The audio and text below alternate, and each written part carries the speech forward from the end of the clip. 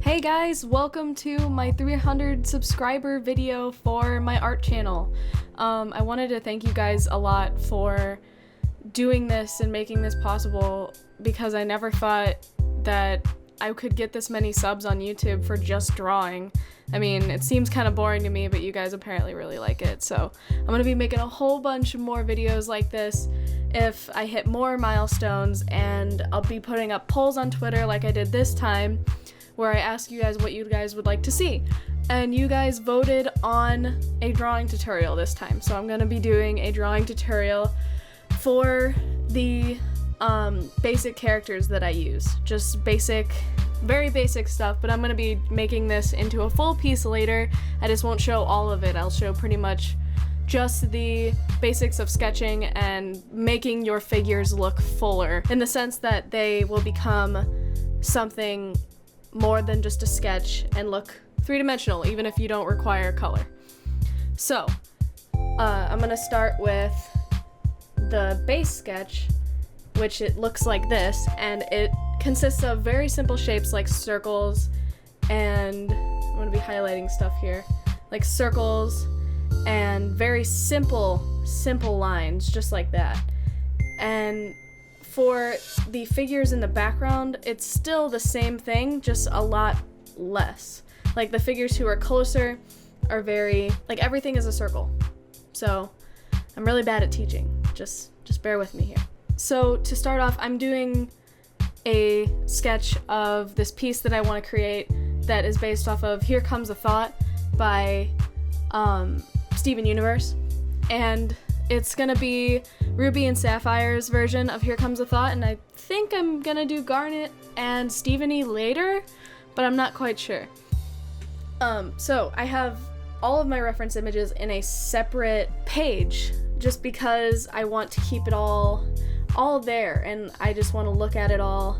Just like, I'm really gonna be focusing on Sapphire's face in this one, and with these two up here is gonna be mostly the colors and the shapes of the butterflies, because I couldn't really get a good photo of all the butterflies together.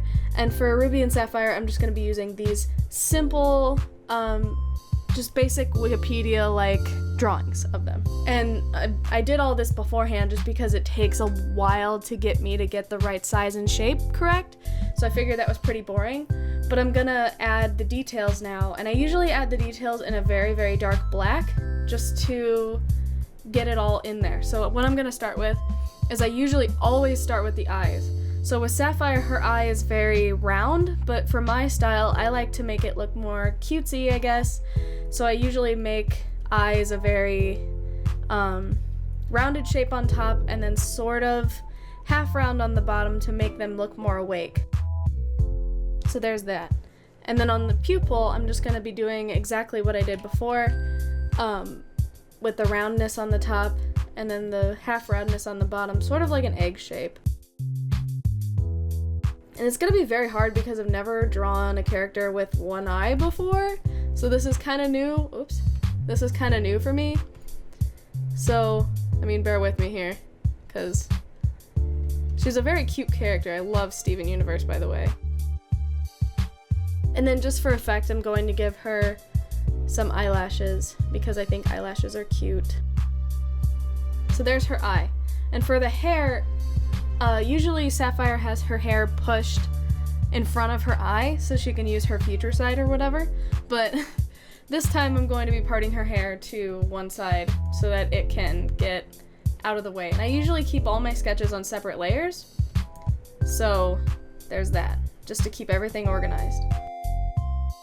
And when I'm making my hair, I always do it in sections. So like, here's the bangs right up here, and there would be the part right there. And then I'll do the other side of the face frame. Trying to make her hair look very messy here, because in the situation she was all stressed and her hair was very messy.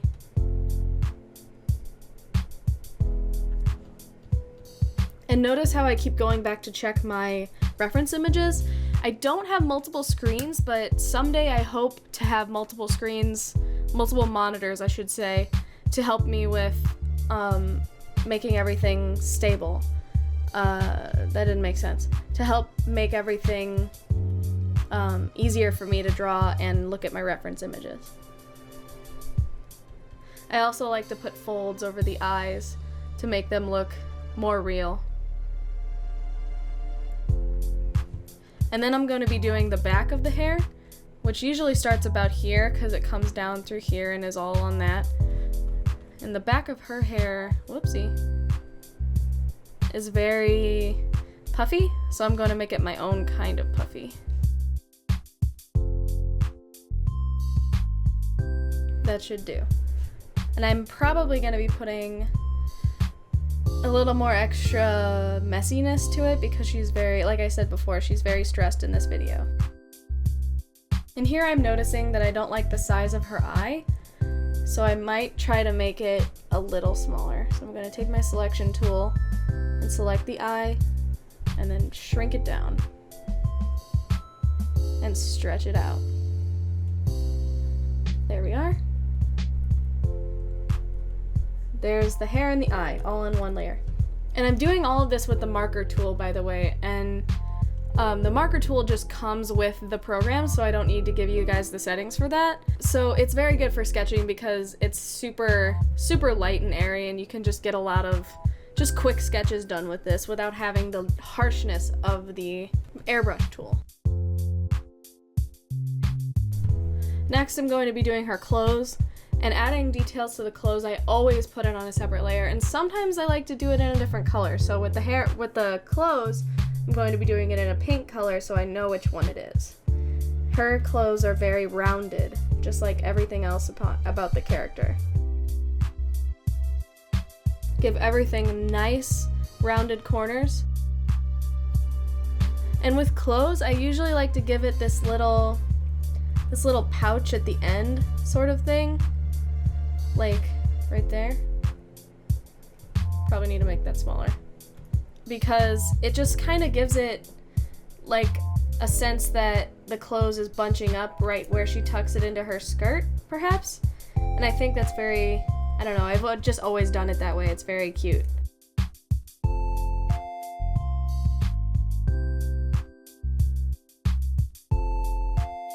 And sometimes if I need to go back and fix the position of things, I can always do that later.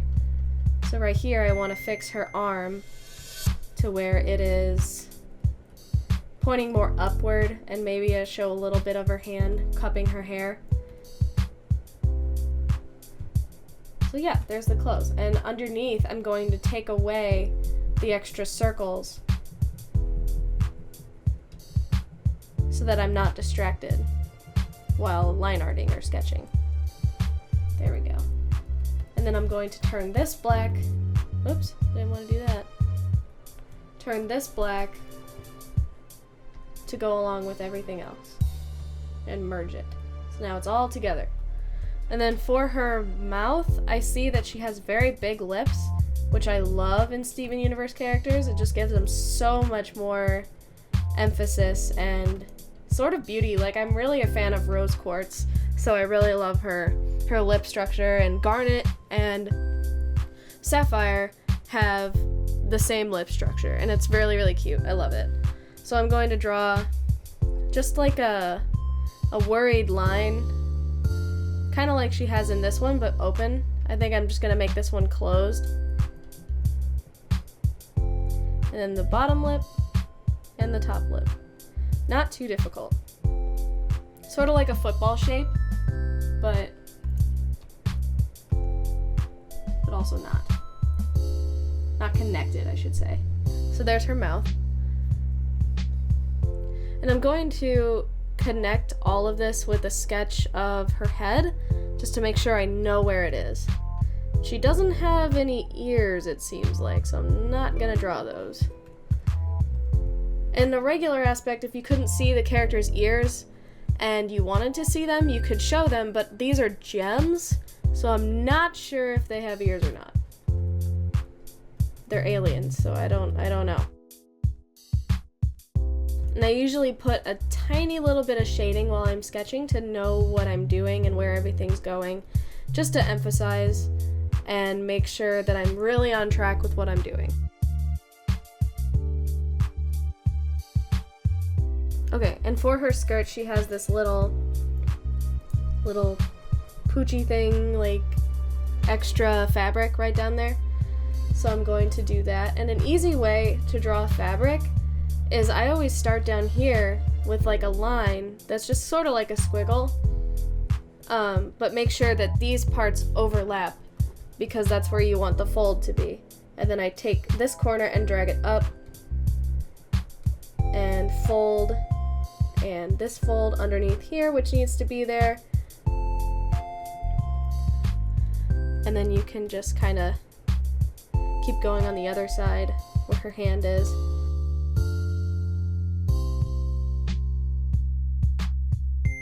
And I also like to put a little bit of shading in here where I know the dips are and the highlights and such. So yeah, there's her little extra fabric piece. And her skirt just kind of goes out like this. Super simple with some creases in there. And yeah, I think I'm done with Sapphire now, for now. I might want to shrink her head just a tiny bit, but she does have a pretty big head. But I think I'm going to shrink it just a little. I'm going to leave her hand out, because that doesn't need to shrink.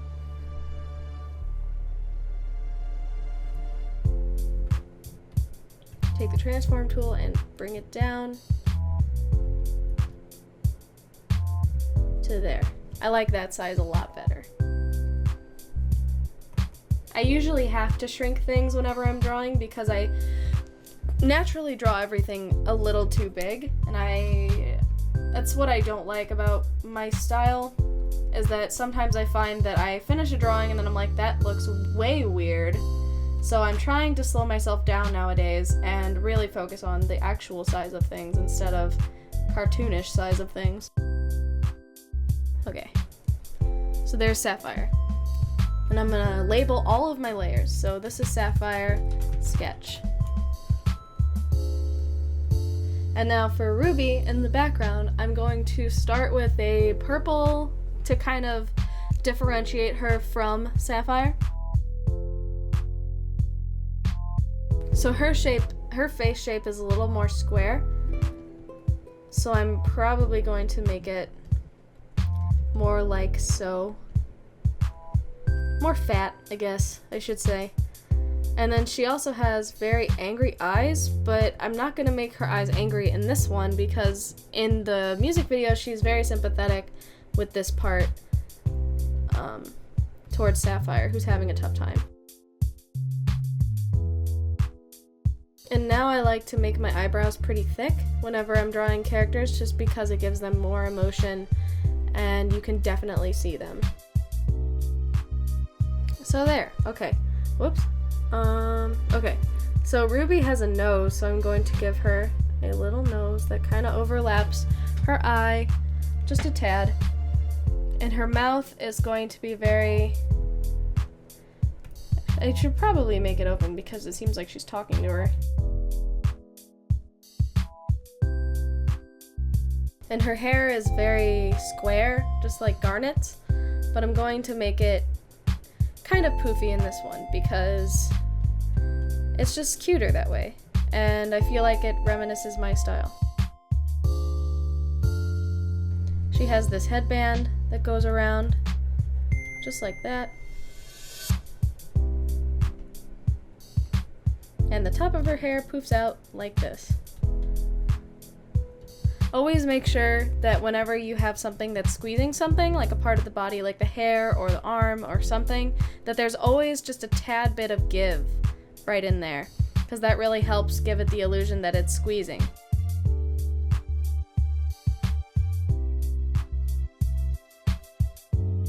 And there we are. There's Ruby's hair. I think I'm going to make it a little bit more squished, so I'm going to take this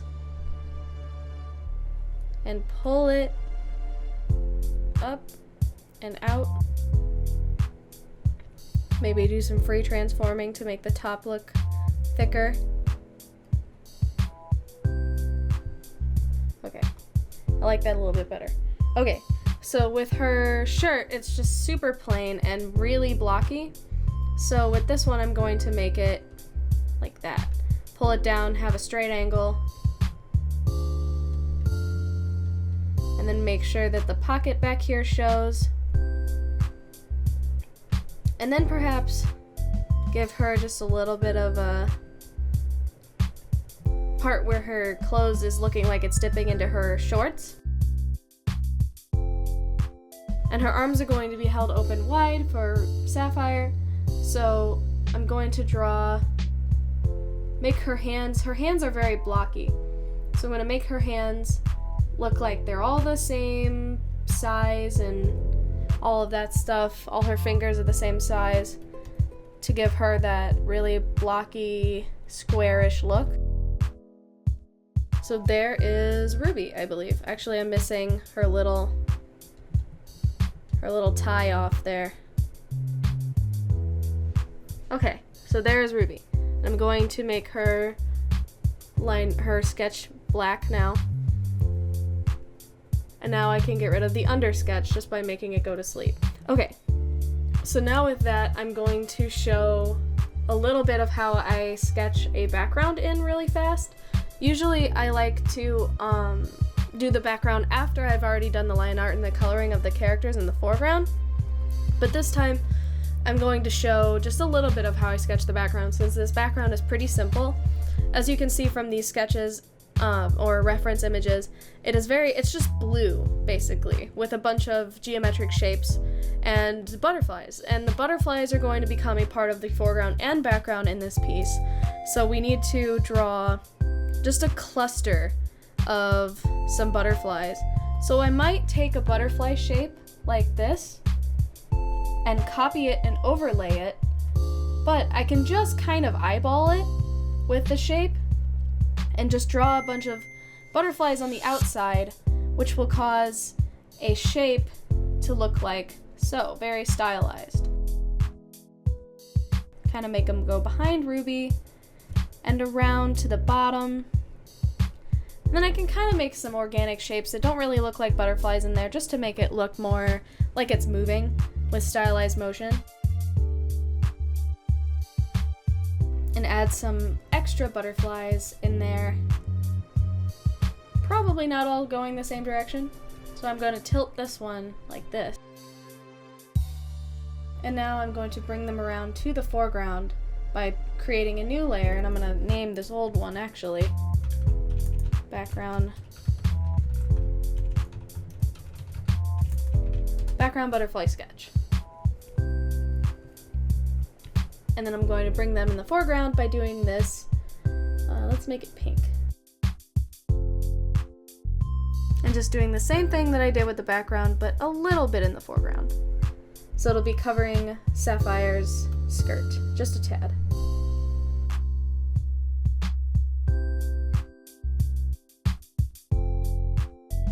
Okay, so there's all of my sketch layers that I need for this piece. And what I'm going to do now is I'm going to get rid of the background and the foreground, just make it go to sleep so that it doesn't bother me, and I'm going to start with Sapphire, my bad. Start with Sapphire and make the line art happen. So with my line art, I usually use the airbrush tool, just on a minimal size to make it really thick, and then I can change the color later. And I usually put it at like a 10, but depending on the size that I'm working with, I kind of want it to be at a 15 this time. That should be good. And for my line art, I like to put on, with cartoon images, I like to put on a stabilizer of about in the S range somewhere. Since this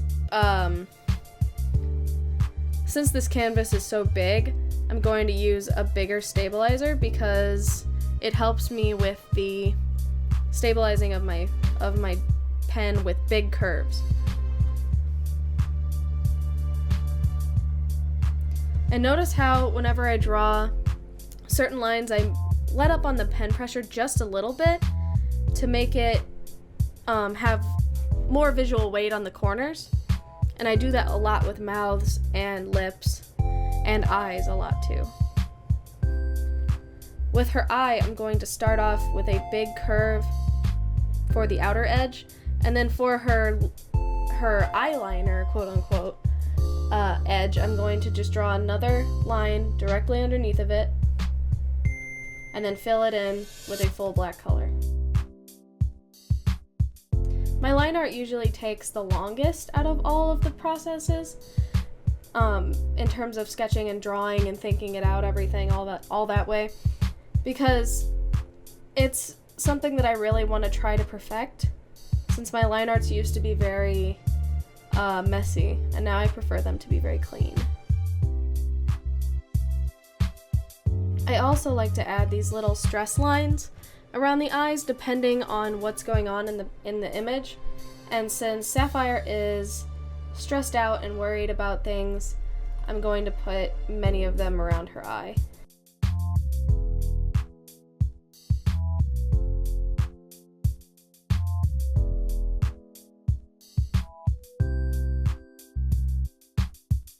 So I always like to check to make sure that my line art is looking good by getting rid of the sketch, just to see if I'm actually following it or not. And now I'm going to add the lid above the eye, and I always put that in a lighter, not lighter, but less pen pressure, because it's far behind.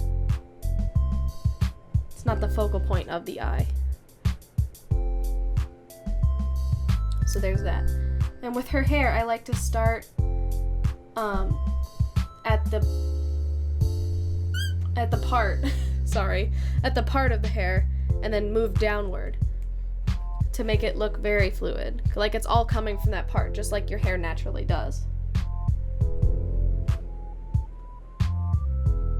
And instead of sketching, I like to move in full fluid strokes with my line art to make it really, really clean, and make sure that it's not sketchy like the sketch was, obviously.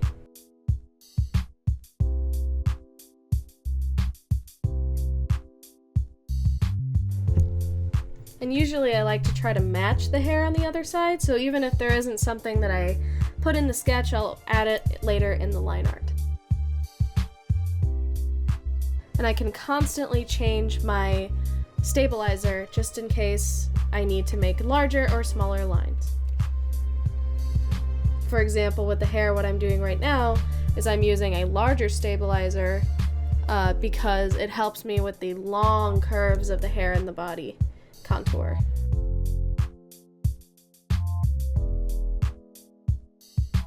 And it's very important to use your eraser tool as much as possible to clean up any of the excess lines that come with using the stabilizer, because your stabilizer sometimes puts these little extra wispy lines after you pick up your pen because the stabilizer needs to catch up.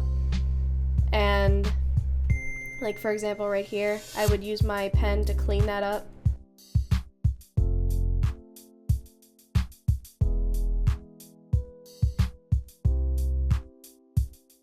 So now we're going to move on to the body and the clothes.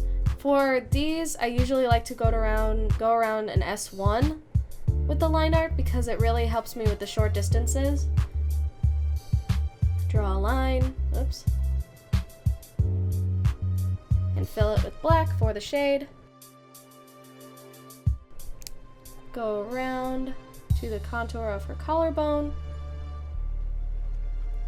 Now I'm going to move to an S4 for this curve because I want to make sure it's precise.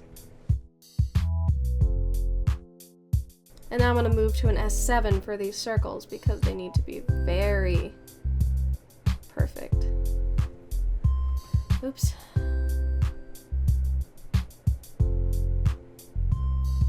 And it's okay if it takes you a few times to get something right and you have to keep hitting Control Z, which is the shortcut for undoing, and Control Y is the shortcut for redoing. I usually have to undo and redo things 5 or 6 times before I get it, sometimes on bigger, more precise things, and that's totally okay because, I mean, everybody does it, everybody makes mistakes, so you gotta just, keep trying until you get it right. And if you want, you can add the collarbone lines. I usually like to do that, and then I sometimes delete them. Right now I'm not a fan, so I'm probably gonna get rid of those.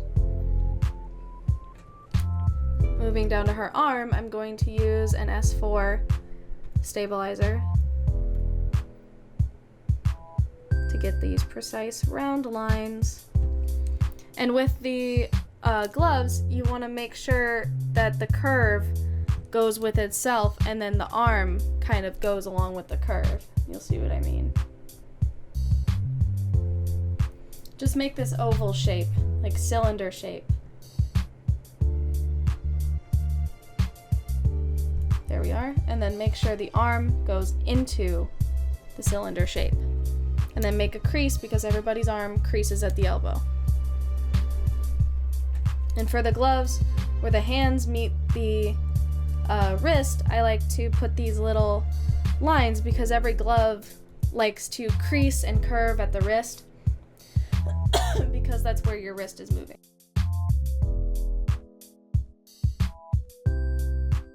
And then I'm going to move to her skirt really quick because I'm right there. I'm going to go to an S7 to make sure that the curve of her dress is perfect.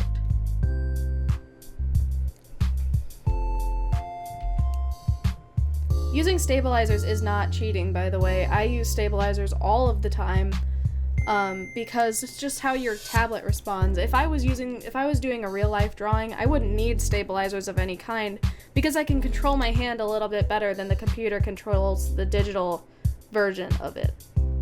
Stabilizers are very helpful in digital art, and a lot of artists use them.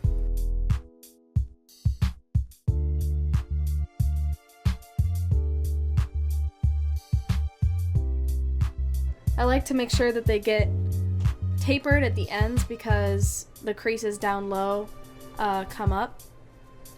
And I'm going to do the same thing what I did before with her arm. Alright, now I'm going to get rid of the base sketch and take a look at my line art and see what I could fix. And I notice immediately that this is not there. So I'm going to make that happen. Not right there though. Okay, so there is Sapphire, and what I usually like to do with my line arts is wherever there's a crease in certain parts, I like to make that point a little bit darker because it gives it depth. Like underneath of her hair, I like to make that darker, and perhaps right here where her hair meets.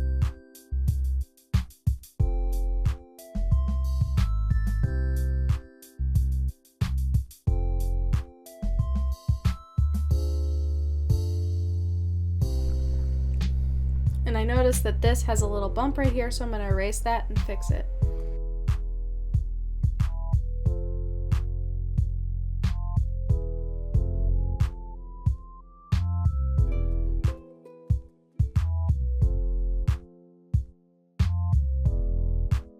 And sometimes I like to put these little lines to indicate in the back where her part is because her bang part is right there, and then the rest of her part is back there.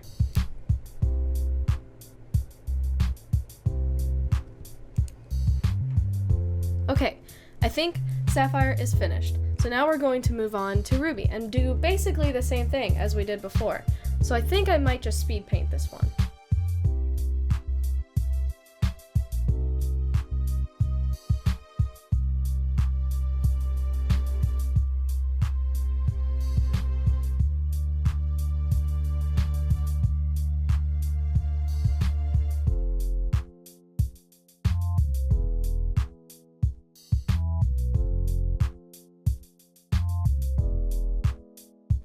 Okay, so here's the finished product ready for coloring.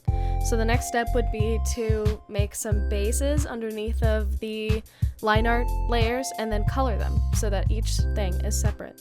So I want to thank you guys so much for watching this video and supporting me, and hopefully I hit more milestone videos so I can do more of these for you guys. And I just wanted to touch on some things that we covered during this video.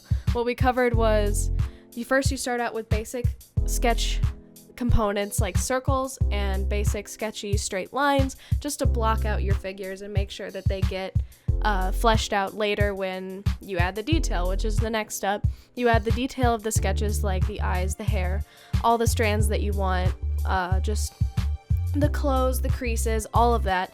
But it doesn't have to be perfect yet. And then when you get to the line art, you can add the perfection, making things darker and more fleshed out, and preparing for coloring, which is the next step, which I'm going to be doing a speed paint on that with this piece later.